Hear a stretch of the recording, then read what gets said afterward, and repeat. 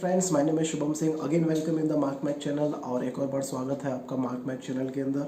तो आज काफ़ी ज़्यादा इंपॉर्टेंट टॉपिक है। आज हम लोग बात करने जा रहे हैं in the zero investment that how you make your business in the market. तो काफ़ी ज़्यादा इंपॉर्टेंट वीडियोज़ है ये न्यू स्टार्टअप्स के लिए, एंटरप्रेन्योर्स के लिए और जो बिजनेस करना चाहते हैं लेकिन मार्केटिंग में जो आप ज़ीरो इन्वेस्टमेंट करके आप अपना जो प्रोडक्ट है उसको किस तरीके से इंटेंसिफाई कर सकते हैं इन द मार्केट।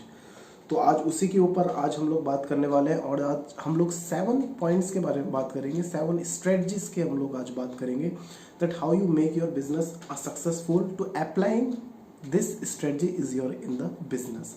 तो first of all we are just start with make a world class website at the minimum cost. What it mean? Just try to make a world class website. You should try to you should not try to use such kind of complicated words that no one can understood it. So it is very important that we should have to make a first website which is understood by our target customer, our ideal customer. ऐसी हमें website बनानी है जिसका background काफ़ी simple हो, complicated words उसके अंदर हमें यूज़ नहीं करने, ठीक है। और इस तरीके से कि जो हमारा जो पोटेंशियल कस्टमर है, जो हमारा टारगेट सेगमेंट है, उसको इजीली हम लोग गेट कर सकें, उसको इजीली हमारा जो प्रोडक्ट है उसको हम डिस्क्राइब कर सकें। कुछ इस तरीके की वेबसाइट होनी चाहिए। उसके लिए मैं 3 पॉइंट बताऊंगा, इंट्रोडक्टरी पार्ट, डिस्क्रिप्टिव पार्ट और प्रॉब्लम सॉल्विंग पार्ट, ठीक है। तो वेबसाइट के अंदर जो इंट्रोडक्टरी पार्ट है उसको आपको ज़्यादा डिस्क्राइब नहीं करना है, उसको जितना हो सके बहुत बहुत बहुत सिंपल वर्ड्स में उसको डिस्क्राइब करना है, ठीक है। जो डिस्क्रिप्टिव पार्ट है उसको भी आपको ज़्यादा इलोबरेट नहीं करना। You should not elaborate the descriptive part also. You just try to find out that what is the problem of the customer. उस प्रॉब्लम को लेकर आपको उसको एक्सप्लेन करना है। आपका जो प्रोडक्ट है उसके बारे में आपको आपकी जो वेबसाइट है उसके बारे में, उस वेबसाइट के अंदर आपका जो प्रोडक्ट है उस प्रोडक्ट के बारे में आपको इंफॉर्मेशन देनी है आपके कस्टमर को। So you are just try to make a that kind of the website where the interactive part is be the minimum, okay, and your descriptive part will also be the minimum, but the solution of your product is in on the broad level.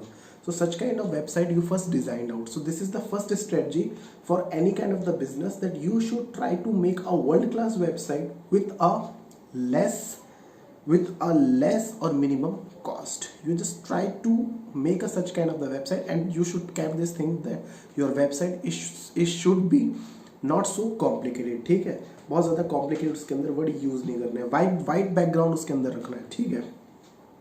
Second step जिसकी हम लोग बात करते हैं, track the pattern of customer buying behaviour. You just try to find out, और ये जो buying behaviour है इसके ऊपर मैं काफ़ी सारी वीडियोस भी बनाई है मैंने वीडियोस के, that how this buying behaviour is important for the any company और द एनी मार्केटर। तो ये बाइंग बिहेवियर को काफ़ी ज़्यादा ज़रूरी है इसको रीड करना, ठीक है। और ये बाइंग बिहेवियर को हम रीड कर सकते हैं with the help of digital marketing, with the help of social media, ठीक है। इसकी 3 या 4 चीज़ मैं बताना चाहूँगा, that how you find out the buying behaviour of your customer. इसको आप किस तरीके से फाइंड आउट कर सकते हैं। इसको हम डाटा बेस्ड के थ्रू फाइंड आउट कर सकते हैं, इसको हम एनालिटिक्स बेस्ड के थ्रू फाइंड आउट कर सकते हैं, गूगल एनालिटिक्स के थ्रू हम लोग इसको फाइंड आउट कर सकते हैं, ठीक है। Social media, average view video. अब इसको जैसे एक एग्जांपल लेते हैं, एक यूट्यूब पे आपका कोई चैनल है, ठीक है, उसका एवरेज व्यू कितना है, उसका जो एवरेज व्यू है जो उसको लोग देख रहे हैं उसका एवरेज व्यू टाइम कितना है। उस एवरेज व्यू टाइम को लेकर के आप ये इस तरीके से आप प्रिडिक्ट कर सकते हैं कि जो आपका जो मार्केट हो रहा है, जो कस्टमर आपको जो व्यू कर रहा है वो कितने टाइम तक आपकी वेबसाइट में रहता है। तो उस तरीके से आप जो है अपना जो कस्टमर है उसका पैटर्न जो है, उसका जो बिहेवियर है उसको इस तरीके से आप एनालाइज कर सकते हैं, और according to that pattern you are easily find out that what is the behaviour of the customer, ठीक है। तो ये काफ़ी ज़्यादा ज़रूरी है that we should first try to analyse the customer behaviour और द कंज्यूमर बिहेवियर। ठीक है। तो फर्स्ट मैंने बात करी वेबसाइट की, सेकंड मैंने बात करी कंज्यूमर बिहेवियर की, दैट हाउ यू फाइंड, और उसके टूल्स की भी मैंने बात करी। गूगल एनालिटिक्स के जैसे एक टूल है, ठीक है, डेटा बेस्ड और कंटेंट और सोशल मीडिया, और if in the YouTube average view time, this are the tools that you are easily find that what is the behaviour of your consumer. दूसरी हम लोग बात करते हैं anticipatory consent to gain the customer. So this is very important topic. Content is the most important. Whatever the thing you have to, आप traditional marketing कर रहे हैं, आप डिजिटल मार्केटिंग कर रहे हैं, कोई भी कर रहे हैं, लेकिन आपका जो कंटेंट है वो कंटेंट काफ़ी ज़्यादा ज़रूरी है आजकल के टाइम को देखते हुए। जो कंटेंट है वो हमेशा क्या होना चाहिए, प्रॉब्लम सॉल्विंग कंटेंट होना चाहिए। If you are make the video in the YouTube, so if you are the businessman, you are have tried to make a such kind of the video where there is some kind of the problem you are solving the YouTube, okay? और if you are doing a traditional marketing, तो आपको कुछ ऐसा करना है कि आप अपना जो कस्टमर है उसकी प्रॉब्लम आप सॉल्व कर सकें। तो बहुत ज़्यादा इंपॉर्टेंट है, उसके लिए आपको एक कंटेंट चाहिए, और वो कंटेंट हेल्प करता है प्रॉब्लम सॉल्व करने के लिए। आपका जो कस्टमर है, अगर आप उसकी प्रॉब्लम सॉल्व कर देते हैं, तो वो आपका जो कस्टमर है वो पोटेंशियल कस्टमर या आइडियल कस्टमर वो आपका बन जाता है, ठीक है। उसके लिए आपको कंटेंट अच्छा रखना पड़ेगा, और उस कंटेंट को आप डिजिटल मार्केटिंग में यूज़ कर सकते हैं, Facebook, Insta, YouTube. So content is the one of the most important thing. Content is the king nowadays in the digital marketing, ऐसा कहा जाता है। तो content is the one of the most important thing. Website की हमने बात करी, consumer behaviour की हमने बात करी, और तीसरी हम बात कर रहे हैं कंटेंट। सो कंटेंट भी काफ़ी ज़्यादा ज़रूरी है, ठीक है। और फोर्थ हम लोग बात करते हैं flip your marketing budget from outbound to inbound. इसका मतलब क्या होता है, ये इनबाउंड आउटबाउंड का मैंने पहले भी एक वीडियो बनाया हुआ है, तो उसको आप चेक कर सकते हैं। इनबाउंड मार्केटिंग वो होता है जहाँ पर आप अपना जो कस्टमर होता है उसको आप अट्रैक्ट करते हैं, ठीक है। आउटबाउंड मार्केटिंग जो होता है जहाँ पर आप टेलीफोनिक कम्युनिकेशन करते हैं, जहाँ फेस टू फेस कम्युनिकेट करते हैं क्लाइंट के साथ। तो आजकल का जो टाइम है वो काफ़ी ज़्यादा चेंज हो रहा है, ठीक है। Only 10% of companies are nowadays use outbound marketing. जो ट्रेडिशनल जो था, जहाँ पर हम टेलीफोनिक कम्युनिकेशन करते थे कस्टमर के साथ, जहाँ पर हम फेस टू फेस मीटिंग करते थे कस्टमर के साथ, तो वो आजकल खाली 10% ही यूज़ हो रहा है। बाकी इनबाउंड मार्केटिंग 90% यूज़ हो रहा है। इनबाउंड मार्केटिंग क्या होता है, इनबाउंड मार्केटिंग के अंदर ये होता है कि आपको कस्टमर के पास जाने की ज़रूरत नहीं है, you are the brand. Customers आपके पास खिंचे हुए आएंगे, कस्टमर्स आपके पास आएंगे, आपको कहीं जाने की ज़रूरत नहीं है। और वो तब पॉसिबल है जब आप एक डिजिटल मार्केटिंग में, आप जब अपना जो डिजिटल मार्केटिंग है उसको इंटेंसिफाई करते हैं, ठीक है। आउटबाउंड का एक और रिसर्च की मैं बात कर रहा हूँ। एक रिसर्च के अकॉर्डिंग जो आउटबाउंड है उसका रिटर्न ऑन इन्वेस्टमेंट काफ़ी ज़्यादा कम है कंपेयर टू इनबाउंड। उसका जो रिटर्न ऑन इन्वेस्टमेंट है वो काफ़ी ज़्यादा कम है। तो आप इजीली देख सकते हैं कि ये जो इनबाउंड मार्केटिंग ये काफ़ी ज़्यादा आजकल जो है बहुत ज़्यादा यूज़ हो रहा है, काफ़ी ज़्यादा कंपनी यूज़ कर रही है। और ये इनबाउंड मार्केट हम क्रिएट करते हैं यूट्यूब के ज़रिए, इंस्टाग्राम के ज़रिए, फेसबुक के ज़रिए, ठीक है, डिफरेंट टाइप ऑफ वेबसाइट्स के ज़रिए। So this is the one of the most important thing now days, that you are just trying to attract your customer with the help of this social media platform. So the importance of this inbound marketing is one of the most important thing. If you are have that kind of the caliber that you are just more invest in your inbound, so I think that this is the one of the thing। और इसीलिए 90% जो आजकल जो organisations हैं वो इसके ऊपर invest कर रही हैं, ठीक है। इसके अंदर जब आप इनबाउंड के अंदर जब आप इन्वेस्ट करते हैं तो क्या होता है, कस्टमर एम्पावर होता है, ठीक है।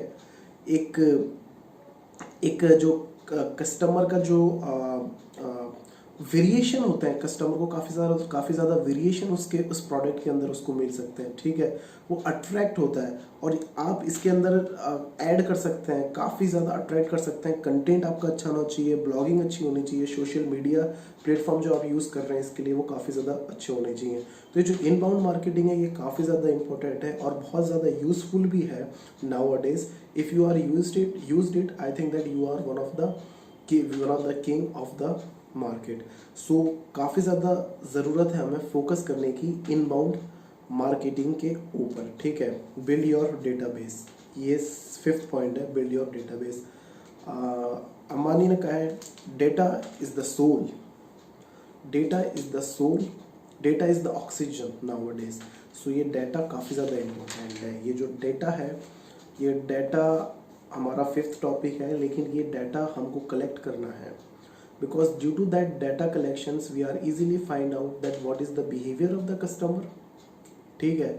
कस्टमर क्या यूज़ कर रहा है, कस्टमर कौन कौन सी चीज़ ऑप्ट करता है, कस्टमर का जो परसेप्शन है प्रोडक्ट को लेके वो कैसा है, कस्टमर जो फीडबैक देता है वो किस तरीके के देता है। तो ये जो डाटा है, डाटा बहुत बहुत बहुत इंपॉर्टेंट चीज़ है। That is the reason that Mukesh Ambani had said that data is the oxygen nowadays, ठीक है। वो डाटा हम किस तरीके से कलेक्ट कर सकते हैं, data we are just collect with the help of phone number, email address, interest, buying behaviour, ठीक है। और भी हैं इसके जो हम डाटा कलेक्ट कर सकते हैं। ओल्ड सेल से हम डाटा कलेक्ट कर सकते हैं। फीडबैक जो हमें मिलता है, जो हम टेलीफोनिक कम्युनिकेशन करते हैं, डायरेक्ट बात जब हम करते हैं क्लाइंट के साथ, तो जो उससे जो उसके जो फ़ोन नंबर्स होते हैं, उसका जो फीडबैक मिलता है, वो भी एक आपके पास डाटा है। उस डाटा को भी कलेक्ट करना काफ़ी ज़्यादा इम्पोर्टेंट है, ठीक है। जब डाटा आपके पास कलेक्ट हो जाता है तो आपका जो मार्केट शेयर है वो मार्केट के अंदर काफ़ी बढ़ जाता है। और इस डाटा को फॉलो अप करना बहुत ज़्यादा इंपॉर्टेंट है, जिसकी मैं आने वाले टाइम पे भी बात करूँगा। तो जो फॉलो अप है, जो अगर आप एक एंटरप्रेन्योर्स हैं और आपका एक न्यू स्टार्टअप है, ठीक है, आपके पास डाटा है, तो आपकी जो मार्केटिंग टीम है, उस मार्केटिंग टीम के अंदर जो आपके जो एम्प्लॉयज़ हैं, जो आपका HR है उसके अंदर, so you should try to guide them that you should follow up. जो ओल्ड डेटा है, उस ओल्ड डेटा को लेके आपको उनका फॉलो अप करना है अच्छे तरीके से, ठीक है। एक रिलेशनशिप उनके साथ बनानी है, ठीक है। ये हमने 5th पॉइंट की बात करी, that how the data is important, ठीक है।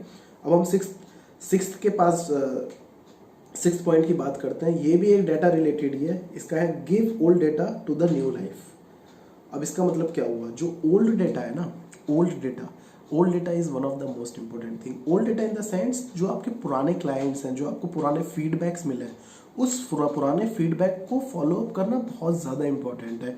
If you are not follow up properly of your old data, so I think that you are not make a good customer or ideal customer, ठीक है।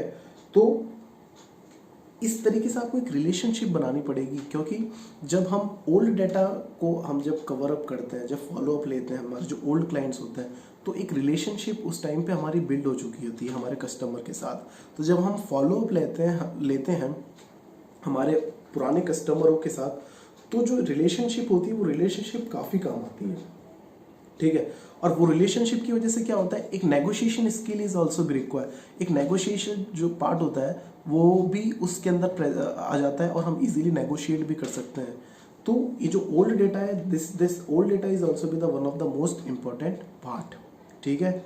फिर क्या होता है, जब old data आपके पास है तो आपको क्या करना है, बहुत से हम लोग जो गलती करते हैं वो ये करते हैं that we are not guide our marketing team, okay, we are not exactly guide our marketing team, that is the reason that they are just faced a many problem, ठीक है। वो लोग जैसे फ़ोन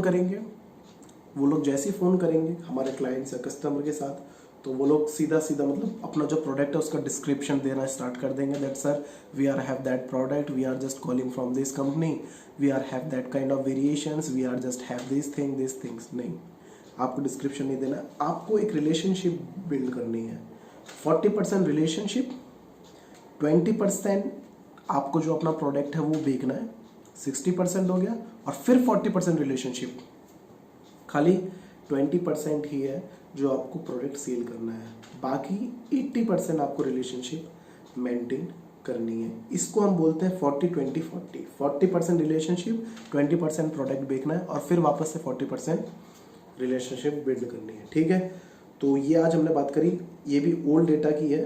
6th पॉइंट में हमने बात करी give old data to the new life, और ये न्यू लाइफ आप तब दे सकते हैं जब आपकी मार्केटिंग टीम स्ट्रांग हो, और किस तरीके से उसको मोल्ड करना है, किस तरीके से उसको गाइड करना है। लास्ट हम लोग बात करते हैं स्टोरी टेलिंग फॉर रिकॉल। एक स्टोरी बनाइए, आप वेबसाइट भी बना रहे हैं, एक स्टोरी के रूप में कस्टमर को समझाइए, क्लाइंट को समझाइए, स्टोरी जो होती है वो क्लाइंट को काफ़ी ज़्यादा याद रहती है बहुत ज़्यादा दिनों तक, ठीक है। आपने एडवर्टाइज भी काफ़ी देखे होंगे कि हमें जो ऐसे एडवर्टाइज होंगे जो एक स्टोरी बता रहे होंगे, तो वो स्टोरी जो होती है वो स्टोरी हम काफ़ी ज़्यादा याद रखते हैं। तो अपना आपका जो क्लाइंट है उसको एक स्टोरी वेबसाइट के ज़रिए भी आप बता सकते हैं, ठीक है।